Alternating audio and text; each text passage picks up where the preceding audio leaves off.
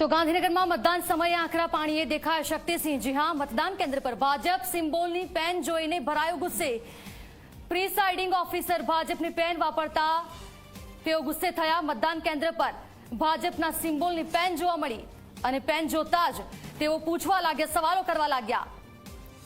તેઓ ગુસ્સે થતા જોવા મળ્યા।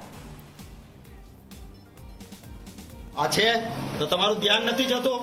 બૂથમાં સિમ્બોલ સાથે બેસે છે પ્રિસાઇડિંગ ઓફિસર તરીકે, આપની ફરજ નથી આવતી કે આ પેન લઈને પ્રિસાઇડિંગ ઓફિસર છો અને સિમ્બોલ સાથે ભારતીય જનતા પાર્ટીના કેમ બેસી શકે? આપની જવાબદારી નહોતી?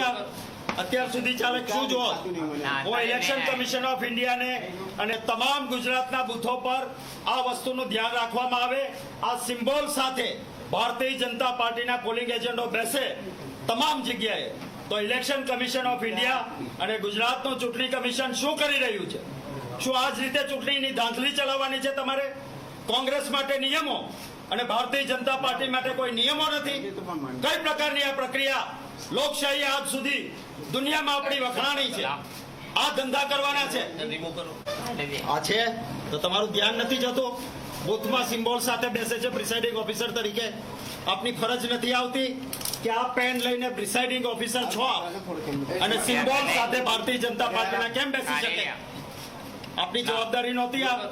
અત્યાર સુધી ચાલે શું જો હું ઇલેક્શન કમિશન ઓફ ઇન્ડિયાને અને તમામ ગુજરાતના બૂથો પર આ વસ્તુનું ધ્યાન રાખવામાં આવે।